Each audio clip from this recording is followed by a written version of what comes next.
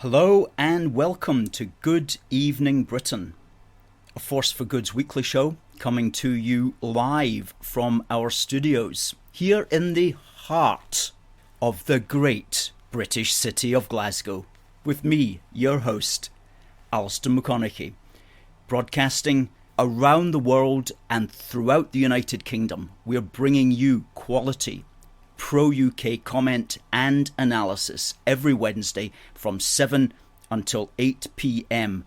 on YouTube, on Facebook and on Twitter live. This is our 22nd show.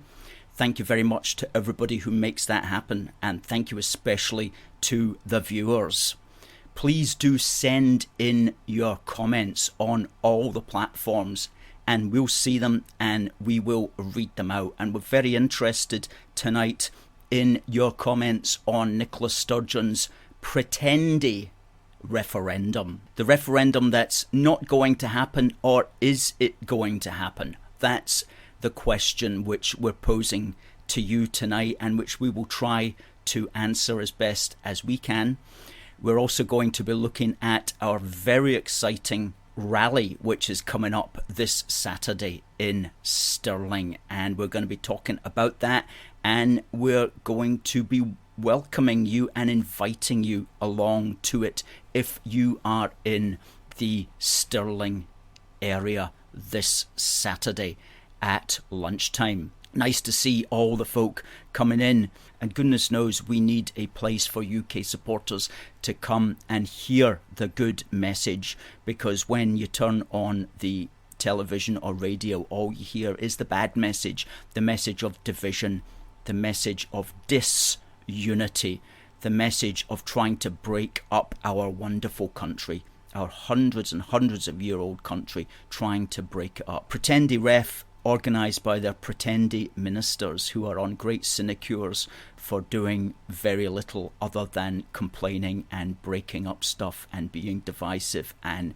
negative. Christopher says, a great unionist evening to all. Adam says, have you seen this article by Stephen Daisley? I think I know what one you're referring to. He goes on about independence and how politics keep bringing it up so that the SNP can keep promoting it. Yes, Stephen Daisley wrote an article saying that the best approach to the Pretendy Ref was simply to ignore it and to pretend that it's not happening. And in fact, that is wise words, absolutely, because the crux of his article was that if you start to analyse all their proposals that they're talking about, and then start to argue with their economic proposals or with various points here, there and everywhere, you're certainly giving it a degree of legitimacy, and you're keeping the whole thing, the pot boiling. And he makes a very good point, and completely understand what he is meaning. And really the way to stop that is to steal a march on them. It's to change the agenda, is to change the narrative so that they get put on the back foot. They're the ones who get told that they're undemocratic for not accepting the 2014 referendum. They're the ones who should get put on the back foot for trying to break up our amazing country. How dare they try to break up our amazing country? How dare they try to bring in all the division that that's going to achieve? We need them to be put on the back foot. We need our British government to come up with policies that the SNP will then oppose and start arguing about, so that instead of us all talking about Nicola Sturgeon's idea, we're now talking about the British government's idea. That's how you change the debate, so that you're not just focusing on their idea. They've got to answer to your ideas. It's called changing the frame, and we definitely need politicians who can change the frame rather than just going along with the present miserable frame. More about that in a moment once I've read out your greetings. Now, Catherine says she's worried that if it came to pass and we didn't vote, what would be the situation there? Well, I've heard that concern expressed before, Catherine, and I know where you're coming from. Hi, Jill. Tim says he hates the SNP. Britain will always survive. It will always survive so long as there are good people who will fight for it politically and democratically and culturally and socially for it to survive. Kat says, hello everyone coming from East Ayrshire tonight. Well, I like that area of the country very much so. And Sandra says, as someone said on Twitter, the Sturge, whom we should purge, is not interested in a referendum. She's kicking off an election campaign. Yes, indeed. She knows she will be refused, therefore she gets to hype up the rhetoric of Westminster disrespects democracy, Westminster disrespects Scotland, until the next general election in 2024. She then gets a huge win on the back of her mega whinge. Her mega whinge. The only thing she's been good at is ramping up hatred of Westminster and Conservatives. Yes, that's well said, Sandra. The mega whinge. And the mega whinge regarding democracy is going to be epic. It's going to be an epic mega whinge on democracy. Believe me, they've started already, and I've got an article I want to talk to you about regarding that very shortly. Folks, please share around. Anthony says he's shared the link. Excellent. That's the only way we get out, because otherwise we don't have we don't advertise on social media. We don't obviously have the money to advertise on social media, so we rely upon our supporters sharing and retweeting on social media and subscribing on YouTube. Thank you. Purge the Sturge. Absolutely purge the Sturge. Darrow says, good evening to all our British brothers and sisters, the boys and girls of the bulldog breed. Sam Menzies has heard that Glasgow City Council has cancelled Armed Forces Day for Gay Pride this Saturday. Don't know anything about that. I didn't even know there was an Armed Forces Day in Glasgow, to be frank with you. But it doesn't surprise me if they've done that. There used to be a really good one. But then that got stopped. Christopher says the frame should be that the SNP disrespects Scotland. Well, absolutely. You know, you get somebody with a loud enough voice and they can start broadcasting that particular line throughout the media, and before you know it, everybody's having conversations about the extent to which Nicola Sturgeon is disrespecting Scotland, the extent to which Nicola Sturgeon is disrespecting the Scottish vote in 2014, disrespecting the majority of people who voted for parties at Westminster, which are for keeping the UK together. You see, we have, as I always say, we have democracy on our side. At the last UK general election in 2019, the majority of people in Scotland who voted for parties that wanted to keep the UK together. They did not vote. The minority voted for SNP and Greens. And by so doing, we gave absolutely democratic authority and legitimacy to Westminster to continue to keep the UK together. And in fact, that will always be the case until the SNP decides to stand as abstentionists. And even then, they would need to get a majority vote as abstentionists. Because while it's quite a true constitutional point, not understood by very many people, but the Union is held together at the level of the Westminster vote. Always has been, always will be. That's what holds it together. And that's where the authority lies to keep the Union together, so long as British people and so long as people in Scotland vote at British parliamentary elections for parties to keep the UK together. So long as we've got that, it's held together. Anthony says we're doing a great job, keep pushing the agenda. We certainly will. Now, just before I continue, 2 weeks ago somebody asked us what happened to Lord Foulkes when he was in the House of Lords and he raised the issue about the British government directly funding the civil servants in Edinburgh to prepare for a second referendum. An absolute travesty, of course, an absolute waste of our money. Lord Foulkes, a Labour peer, quite rightly pointed this out, and he raised the issue and he asked, what is the British government going to do about the fact that they are actually paying our taxpayers' money to their own employees to scheme to break up the United Kingdom, right? This is where we're at. It's unbelievable.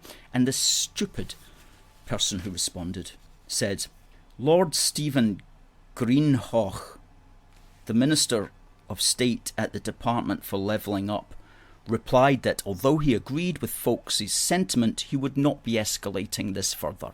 He would not be taking it on board. He would not be doing anything with it. He said, quote, "It is clearly an important issue to maintain the union." Oh, is it? Oh, good point. It's clear, yeah. But the devolution settlement set out the responsibilities that fall within devolved and reserved competence. The devolution settlement set out the responsibilities that fall within devolved and reserved competence. So what the British Tory government with an 80-seat majority is doing is falling back on something called the devolution settlement. And this is absolutely crucial to understanding what's happening here. Because back when the Parliament was established in 1999, they set up what they called a devolution settlement, which said that unless it's written down as reserved, everything is devolved. And it's that which has enabled the SNP to keep spreading its power like a gas into all sorts of nooks and crannies that were hitherto either not known about or not thought about, or which didn't even exist at the time of the 1999 establishment of the Scottish Parliament. And that devolution settlement is what all the Tories and Labour since then have fallen back on to excuse themselves doing nothing. And we wrote in our Do More Together magazine, which you can get at our shop, we wrote about how the devolution settlement was the wrong way round.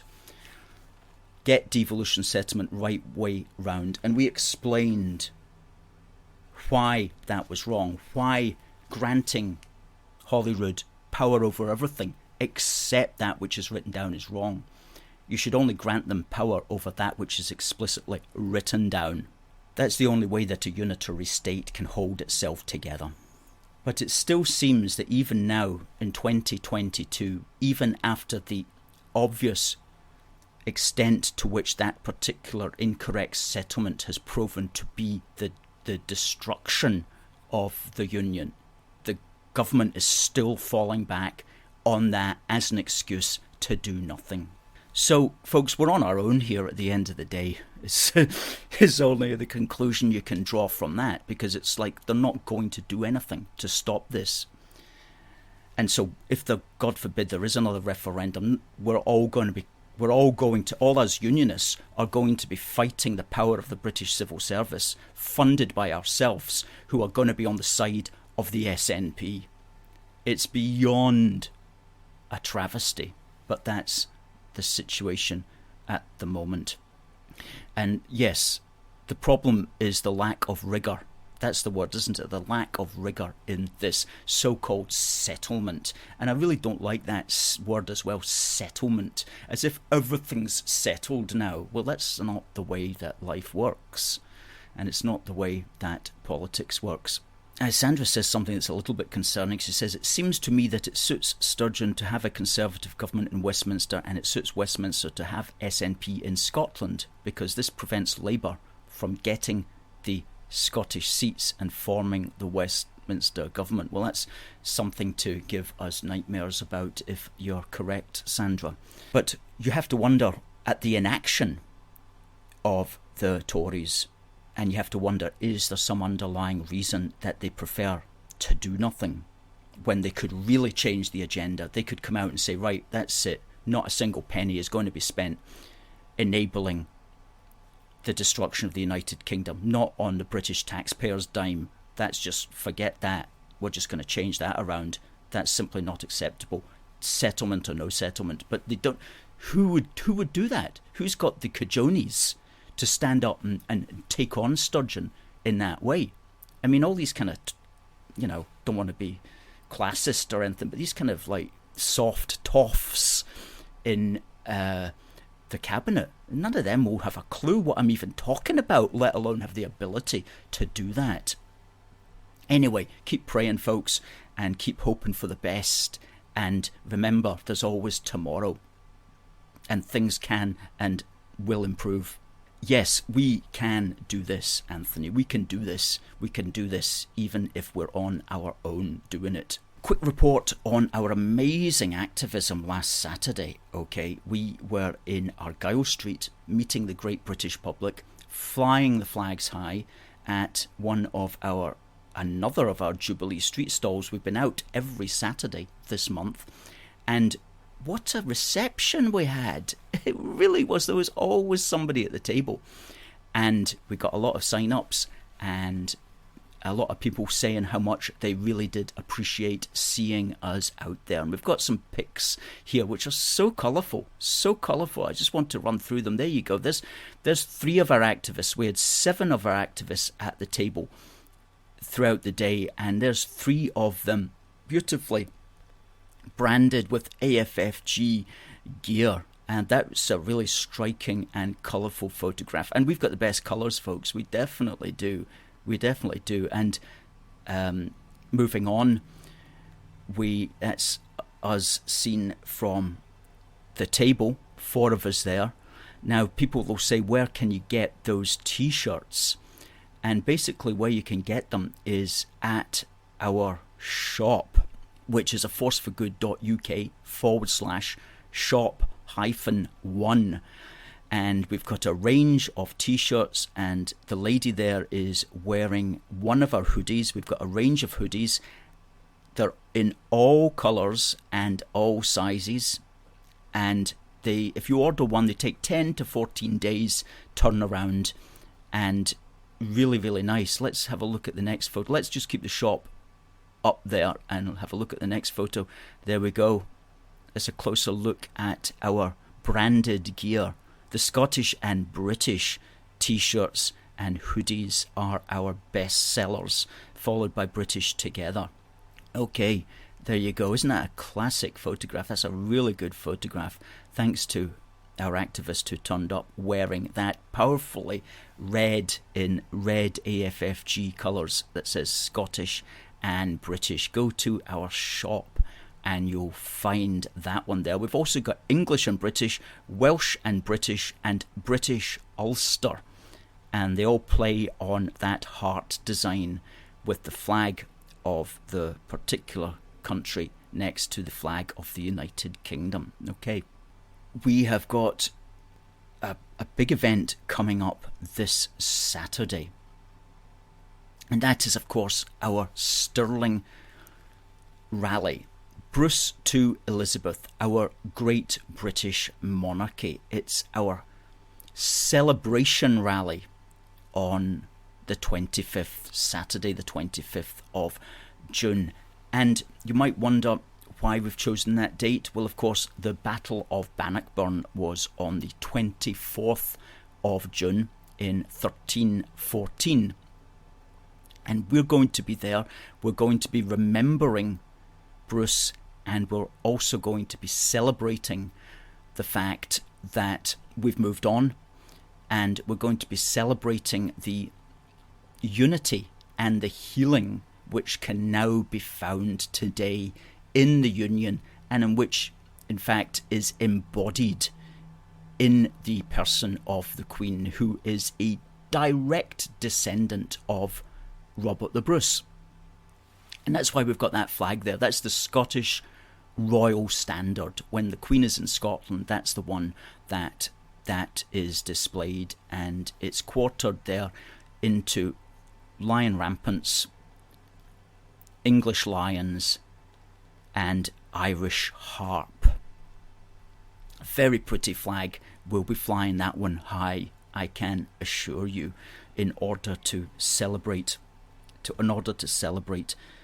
the Bruce to Elizabeth, our great British monarchy. Because, you know, there's two ways of looking at the past, and a lot of people, what they want to do, like if you don't like the United Kingdom, if you're kind of woke or something like that, what you do is you look to the past and you try to find the divisions, you try to find the fault lines, you try to find the wounds, and then what you try to do is you want to pick at it and jab at it and drive nails into it and open up these fissures again, and open up these fault lines, and open up these wounds, and hey presto, you then have everybody fighting against each other. That's one way of looking at it, and there's a lot of people, unfortunately, in today's political and cultural world who like to look on the past in that way. The other way of looking at the past is to recognise where there have been fault lines, where there have been wounds, and to seek to reconcile those in the present in whatever way that you possibly can. And so that's the difference really between us and the Scottish nationalists, who are also going to be marching that day, by the way, and they're going to be passing our rally. They look on those conflicts of the past and they think, oh, brilliant, Scots beating up the English, that's right up my street in their opinion.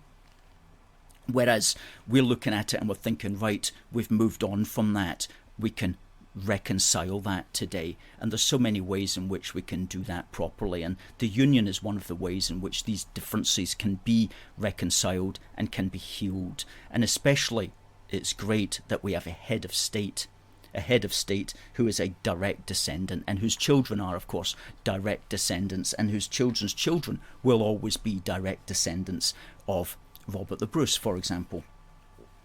And we'll be giving away our magazine as well. We'll have a small table there, and we'll be giving this away to anybody who wants a copy, which is our 12-page Union Heart. And in it we detail Bruce to Elizabeth, our great British monarchy, starting from Bruce and going right down there.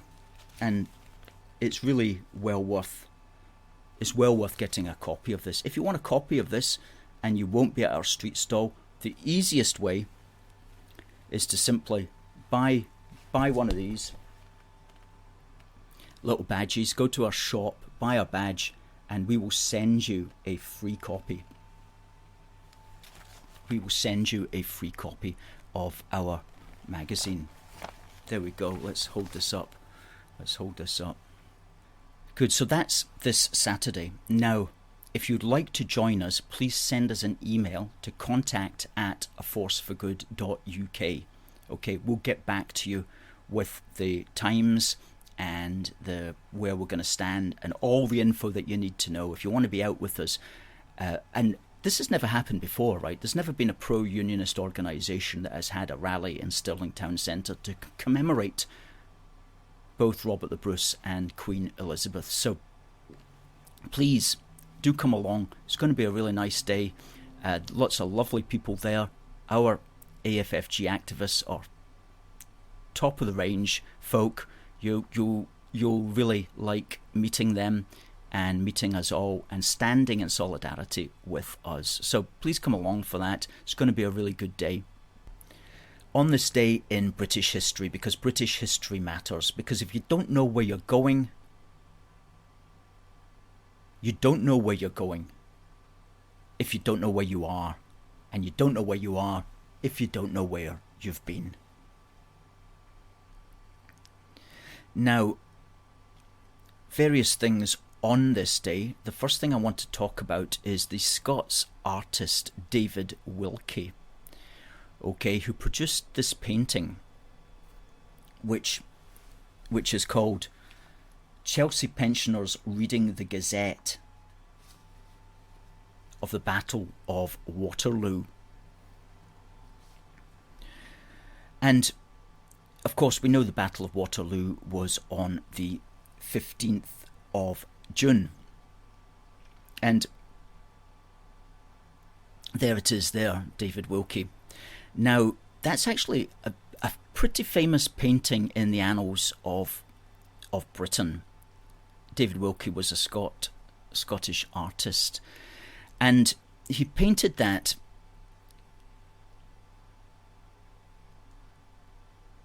to celebrate the victory of the Battle of Waterloo, and that is meant to be today. It's meant to be the 22nd of June in 1815. And Linda Colley describes the painting for us in her book Britain's Forging the Nation, and she says it is an imaginary scene, but it is representing the existence of a mass British patriotism transcending the boundaries of class, ethnicity, occupation, sex, and age. And she has forensically analysed it, and I'll just read one or two bits about it here.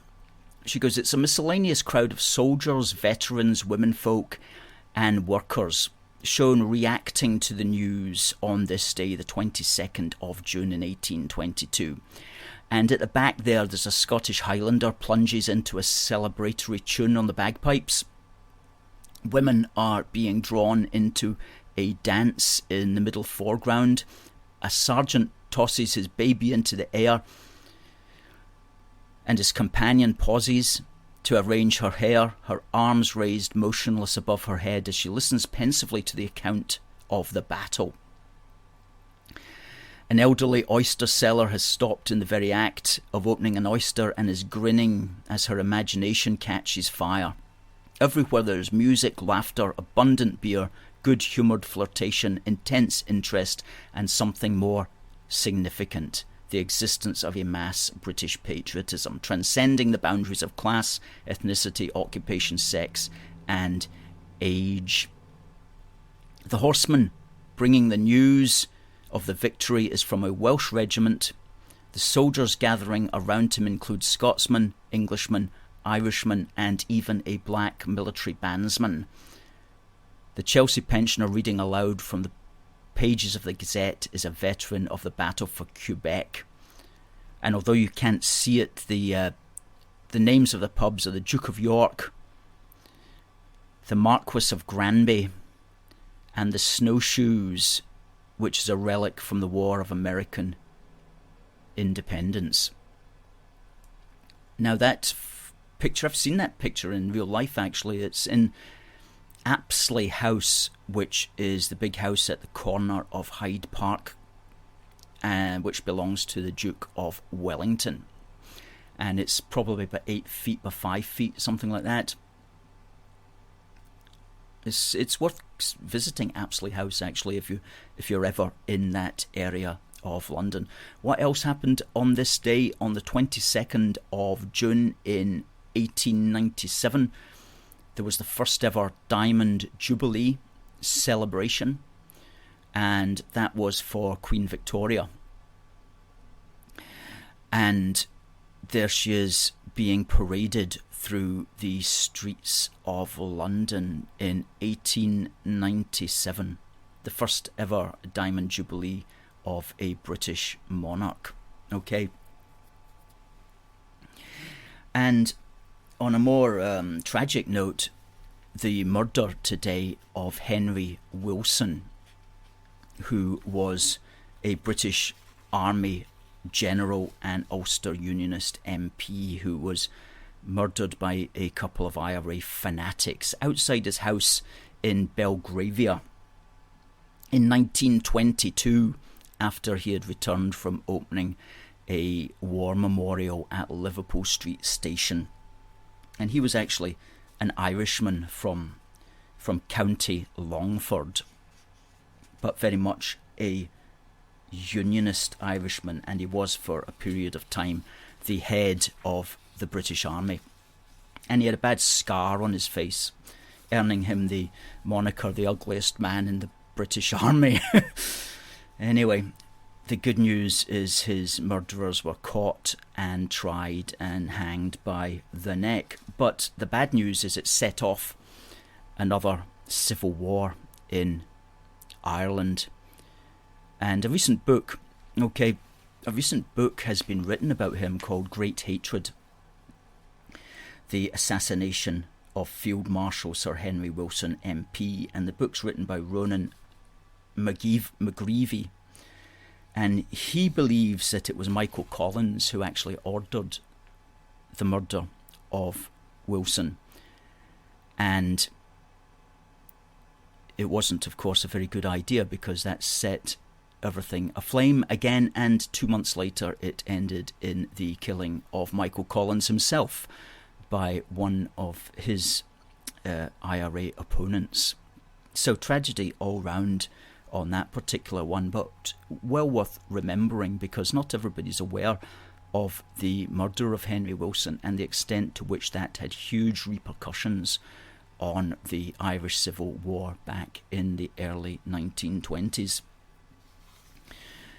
And for those who want to buy a commemorative badge, actually, I saw one was on sale today at empirepoppy.store. Don't know. Nelson says, you and the AFFG crew are leading from the front. Thanks. We can only lead from the front. We can only even just be here as a result of our supporters. And so please, if you'd like to chip in to our crowdfunder, which will be ending this time next week, it's still going. It's got 7 days left. If you'd like to chip into our crowdfunder, please do take this opportunity. crowdfunder.co.uk/p/union 2022. There it is there. And what you can also do is click on that QR code, and that will take you as well to the crowdfunder. Let's do that again. There we go.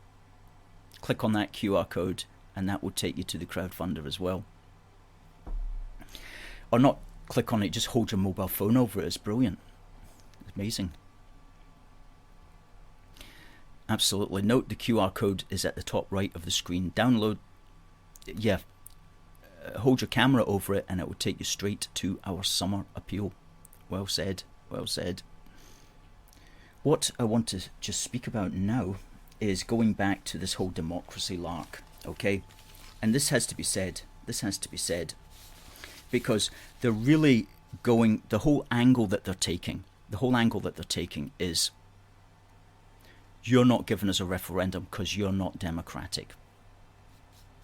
And they'll say things like, do you believe Scotland has a right to decide its own future?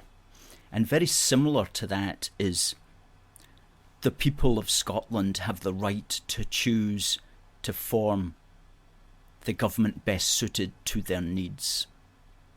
So the implication is that people are trying to deny Scotland, or the people of Scotland, the right to decide our own future. That's the implication, and that's the angle that they're really, really going at now, and that's all you're going to hear. And as mentioned it last week, they're trying to associate the name of our country that they want to break up with the word undemocratic, and they're trying to bring that together and solidify it in people's minds. So let's just break this down a little bit. Does Scotland have a right to decide its own future? Do you believe it has a right to decide its own future? You can call that a principle, the idea that we have a right to decide our own future. That's the principle of the matter.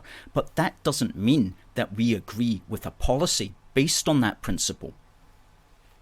In this case, using that principle to force a second referendum. We can agree on the principle that Scotland has a right to decide its own future, which we're all doing all the time, by the way, whenever we vote. We can agree on that, but we don't agree that this principle should be used to justify the policy of breaking up the country. We can accept the principle without accepting the policy that is being implied from it, the policy that is being derived from it, the policy to use that principle to try to break up the country at every cut and turn. So our objections are not about the principle, they're about the policy that you're trying to imply from that principle. And the second point is, from what perspective are they applying this principle anyway?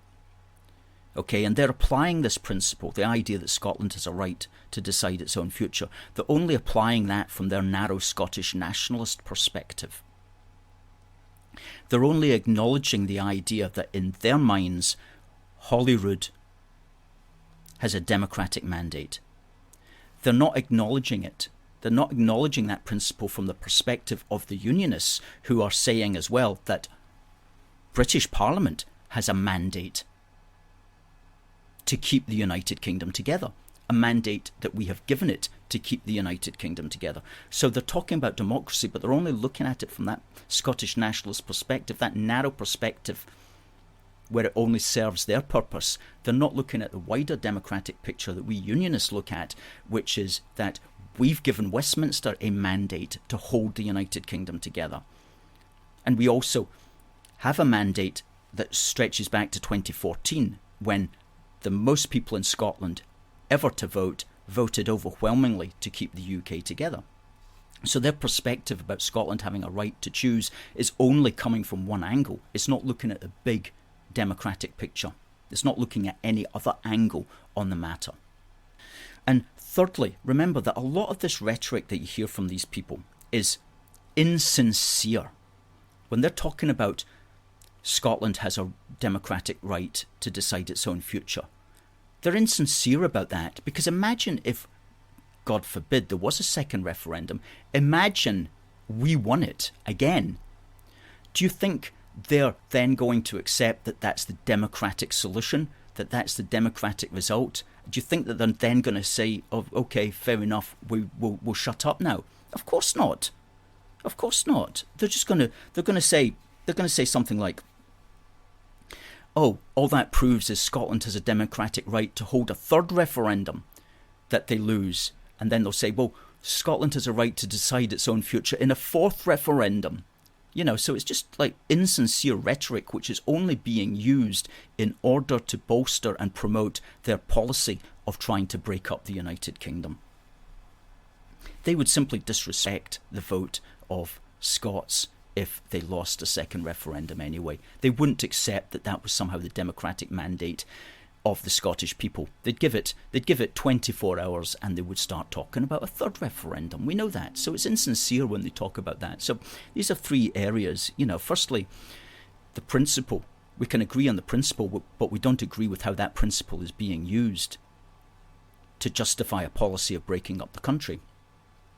Secondly, when they talk about democracy, they're only looking at it from their own narrow perspective. They're not acknowledging and accepting our democratic mandate as unionists. And thirdly, they're insincere anyway, because if they lost a second referendum, they would start talking about a third referendum and how it was a democratic right of Scots to have a third referendum and a fourth referendum and a fifth referendum. And then if they ever won it, do you think they're going to stand up for our democratic right to have another to oppose it? Of course not. So we're going to be talking a lot about this in the future, because this is going to be the big one that they're going to be pushing in the next 18 months, because they like that. They like it. They think that it is unassailable. Because I read the National every day so that you don't have to, and believe me, all their thinkers, to use that in a very broad sense, all their thinkers are pushing this line. This is the line that we've got to use. It's the democracy thing. Absolutely. They can't argue against that. Well, yes, we can argue against it, and we can argue against it effectively if we have the politicians who stand up and say the sort of things that I've just said there. And think how undemocratic they are as well. They don't want to give parents a right to a say in their kids' education. Oh my goodness me, if you've got a child at school in Scotland at this present stage, please do watch what they're being taught and try to keep them on the right path, because the system is out to get them. Believe me, the system is out to get the children. Worldwide, throughout the Western world now, it's really disturbing what's going on. They don't like to hear the word no, the SNP, that's for sure, Carol. And of course there's the dichotomy with the SNP, as Marcus points out, that they're national in name only, but are really internationalists. And that's certainly true. I mean, they don't believe that Scotland should have borders other than a border with England. Oh, they believe in that. They very much believe that we should have a border with England. But as for a border with the rest of the world, no, it's just like let everybody in.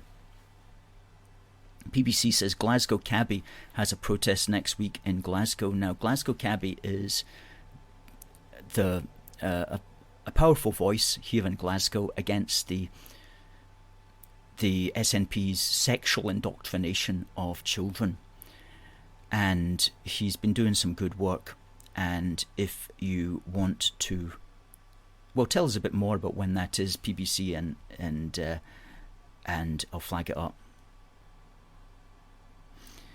Mary thinks the SNP will be nastier this time around. Well, if there is a this time, but yes, they will certainly. They're not going to hold back. Believe it or not, Salmond did hold back on a few things, and I know this sounds ridiculous, but in a sense he was a kind of restraining force on the nutters. But right now, the nutters are in full flow, and there's nobody to restrain them. And Sturgeon, it's her last throw of the dice, and so she's going to be all out as well. So it's going to be a lot of nastiness spoken against unionists, against Brits in Scotland, against the British government. So, but this is the nature of the Scottish National Party. They have to be divisive. That's their whole modus operandi. They, at the end of the day, they want to destroy the UK. They want to destroy the greatest country the world has ever known. Missy says the SNP are social fascists. They don't want freedom of thought and speech. PBC says the Glasgow Cabbie demonstration is at 7 p.m. at Robertson Street on the 29th of June, outside the Education Scotland premises. Education Scotland, there's a misnomer. Miss Education Scotland. The SNP loves sticking the word Scotland on anything, on absolutely anything. Any government quango will have the word Scotland attached to it. And resisting the lies, resisting the lies, that's what we have to do, isn't it? Says the idea of this being, quote, Scotland's right to determine its future is absolute nonsense, given the fact that the SNP are treating a yes vote as a vote to rejoin the EU, which is not synonymous with so-called independence. Well, that's true, isn't it? They'll probably try to downplay that angle over the next 18 months. And yeah, PBC says many people voted in 2014 to leave the UK and also in 2016 to leave the EU. And that's right. I've seen figures saying about a third of SNP voters wanted to leave the EU, and of course it would have been far more if we had a culture here in Scotland, a media culture and a political culture that allowed the Eurosceptical voice to be heard. But of course the entire media in Scotland was for staying in the EU, but still we got over 1 million people voting to leave the EU, which is remarkable considering that they did not have any spokespeople speaking for them in Scotland at all, other than a couple of Tory backbenchers and a couple of Labour backbenchers in Holyrood. These were the only people. All the leaders of all the parties were all united to stay in the EU, but still over 1 million Scots voted to leave, which was amazing when you think about that, because they had no political leadership in Scotland telling them to leave, but still they voted to leave. Now, we've got our event coming up on Saturday, this Saturday, 3 days from now. We're going to be in the centre of Stirling with our Bruce to Elizabeth, our Great British Monarchy celebration rally. If you'd like to join us, please send us an email or send us a Facebook message or contact us in whatever way you want to contact us. Goodness knows it's easy enough to contact us. And we'll tell you all about it, and we'll hope to see you there. That's going to be an absolutely excellent day of activism with some amazing visuals which we have got for you. Wait till you see our banner designed by our great banner designer. It's knocking it out the park. It really deserves to be on the front page of every newspaper in not just Britain, but the world. And that's high praise for something which is absolutely amazing. So there's that, and I'll be giving a speech on the PA system, and we've got flags like that to celebrate the reconciliation and healing which is found today through the Union and through the royal family. And we'll also be counting the Scottish nationalists as they slouch by shamefacedly off to their divisive rally, which is 4 miles away, by the way. Okay, so fair play to any Scottish nationalists that manage to struggle onto Bannockburn Field from their marching point when they begin. Fair play to them. They've almost marched as far as Edward's army marched when he marched from Berwick to Bannockburn Field. It's almost that kind of distance they'll be marching. For what? For what? For a cause that I'm afraid has got less support every day. Anyway, we're going to be just like ripping them a bit like that, you know, on the day as well. Because how could you not? How could you not? And of course, also our crowdfunder.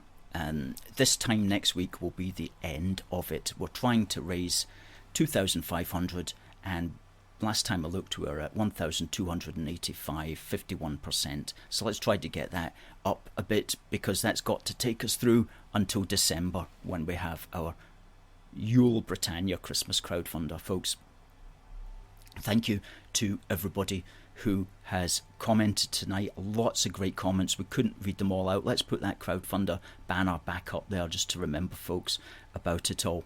And thank you to everybody who has commented. Couldn't read out everything that was there because we had so many comments coming in tonight, and we had a good number of folk watching as well. So we'll see you, hopefully we'll see you on Saturday. We'll be broadcasting live as well, so you'll be able to catch us on Facebook, on Instagram, on TikTok, on YouTube. And we'll be broadcasting several times as well throughout the day, so please do keep checking in on our page to see that, sharing alike. Folks, it just remains for me to say, as always, God bless the United Kingdom and God save the Queen. See you next week.